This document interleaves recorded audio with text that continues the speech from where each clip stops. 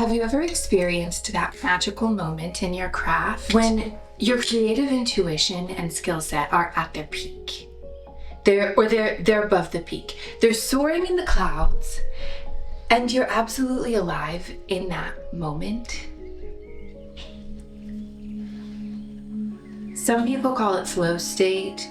I call it a magical portal. I recently made a video about finding and opening these portals. And I will mention here that if you've seen that video or any of my others, you'll know that I typically tell you magical stories. But today I wanted to take you with me behind the scenes to share more of my thoughts and painting process that go into the Haven Hollow videos. But today let's talk about summoning that flow state so that you can find that peaceful escape and mastery in your craft.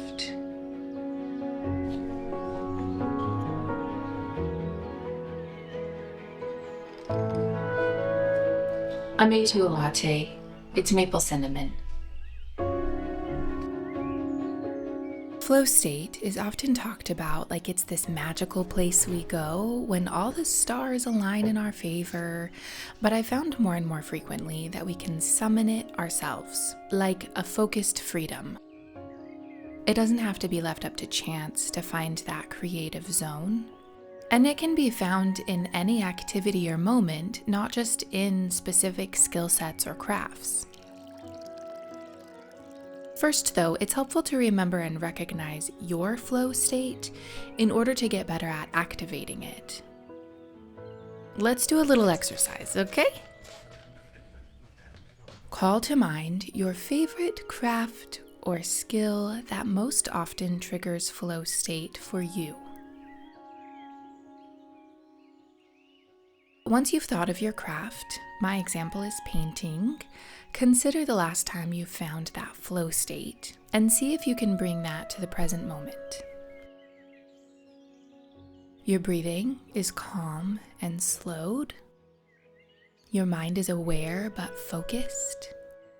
Sometimes when we practice meditation, we listen to sounds in the room or feel our body parts, but in flow state, all our senses and focus are just on the current task, the brush stroke that you're adding to the canvas right this second.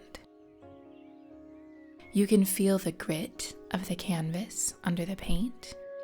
Your sight and smell and hearing are a rainbow of perfectly mixed colors on your palette, and your heart knows just how to load the next brush stroke with the right amount of paint in just the right shade.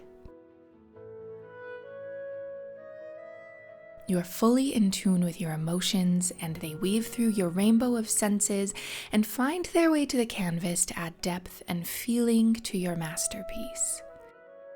Mistakes become part of the process. Techniques don't matter because your intuition takes over and knows just what to do because it feels right, not necessarily because it might look right. Flow state is often tied to terms like productivity, accuracy, skill set, but in my practice, I've found that flow state is less about achieving productivity goals and more about finding presence in that process. I make my videos and stories with creative spirits in mind, the overthinkers, the sensitive souls, the old spirits. If you find yourself in that group, you might often notice that your thoughts block your ability to exist in the present moment at times. I picture it like floating down a river. And instead of paddling, flow state is when you trust the river to take you where you need to go, paddling only when needed, and mostly enjoying the ride without resistance. When your conscious brain tries too hard to take control, it's like paddling against the river. It blocks the intuitive side of your nature. I found that when I trust the flow of water, that is my intuitive process, I can access a sense of play and experimentation that my perfectionistic personality doesn't usually allow, and there's magic in that experimenting. I do have some routines and conscious decision making that helps me feel primed to enter that creative flow state. You know how much I love a cozy ritual.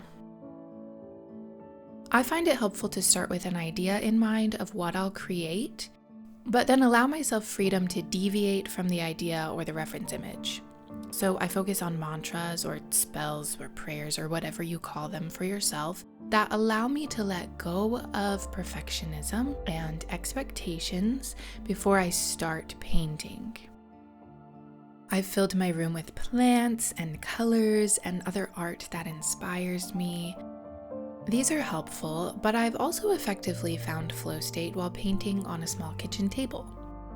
It doesn't require a lot of resources to achieve.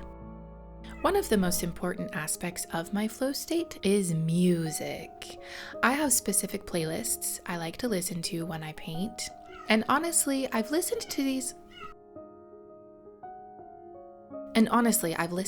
songs often enough while creating that it's almost like a Pavlov's dog situation, and it clicks the creativity on when I hear them. I suppose part of those playlists and curating my environment for optimal creation is heavily related to emotions as well. If I'm painting something happy, but I'm feeling sad, it's kind of difficult to channel flow. So to fix that, I can choose to do a little warm-up painting where maybe I create something that feels sad and work through those emotions. Or I could find ways to put the sadness aside and allow joy to control the paintbrush for a while. I'm also working on the skill set to acknowledge that two emotions can exist at once. Two things can be true at once. Those emotions create beautiful palettes both in and out of flow state. So even if your emotions are muddy or the ritual is off, you can still make beautiful things. Flow state isn't a requirement, it's a bonus. A little tool in your tool belt of creativity. The people around you can also affect your ability to enter this flow state.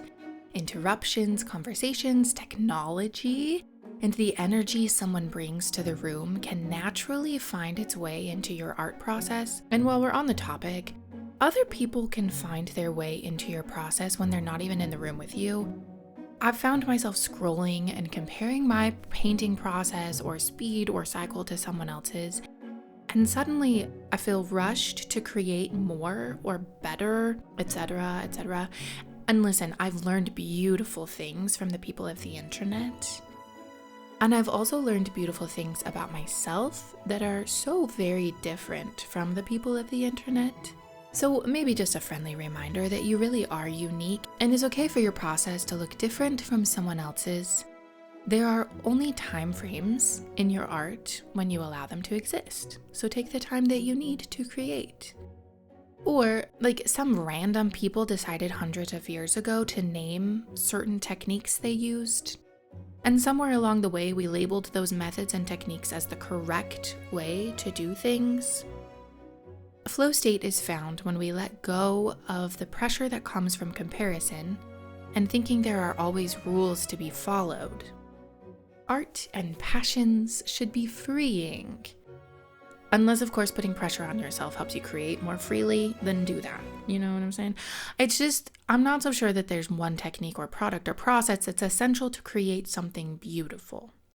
Everybody's out there just sharing what works for them, and it doesn't mean it's going to work for you. So do what you enjoy the most. Art is such a unique portal to your inner world. And the more you create, the more you can learn about yourself. And the more you learn about yourself, the more you can be in touch with that part of your heart that allows you to create more freely. So trust yourself and get to know yourself. Do you create more freely when painting in a busy park? Or alone at your kitchen table? In an art class? Are you called to vibrant colors or muted pastels? What elements and rituals and circumstances might be required for you to feel fully connected to your canvas and find presence in the current moment? You deserve that freedom. And I've said it again and I'll say it forever. I truly believe you are a divine creator by default. You don't have to take a class to enjoy creating or to create beautiful things. You already know how. But perhaps there's a skill set in knowing how to allow yourself to feel that freedom in your creation process. We're really good at it as children and finding that flow and creating for the joy of creating. And then we get older and we learn these dang rules, and we kind of unlearn that skill set that seems to come so naturally. An important thing to note is that, at least in my practice, I really focus on that lack of force. So if there's a day that I follow all my routines and prep and I still can't find that flow state, I'll either allow my skill set to carry me through or just take a break that day. There's beauty in both approaches. We use terms like artist block or even burnout. There's magic to be found in stillness as well as motion and progress. Whether you're channeling flow state today or taking a rest to recharge your summoning power, I hope you find magic in whatever portals you explore.